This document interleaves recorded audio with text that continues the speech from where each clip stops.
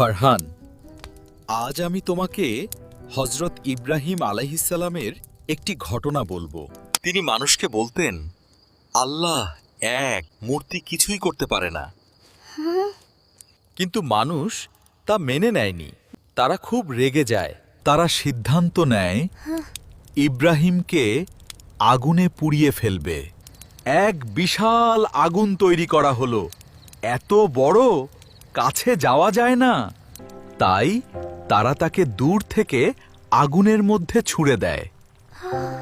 সবাই ভাবছিল এবার সব শেষ, কিন্তু তখনই আল্লাহ হুকুম দিলেন, হে আগুন, তুমি ঠান্ডা হয়ে যাও এবং নিরাপদ হয়ে যাও। আর আগুন ঠান্ডা হয়ে গেল, শান্ত হয়ে গেল। ইব্রাহিম আগুনের মধ্যে থেকেও অক্ষত রইলেন। তার একটি চুলো পুড়েনি। মানুষ অবাক হয়ে গেল। তারা বুঝতে পারল এটা আল্লাহর শক্তির নিদর্শন।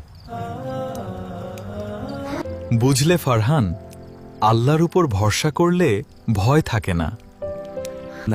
আব্বু, আমি বুঝতে পেরেছি আল্লাহই সবচেয়ে বড় শক্তি।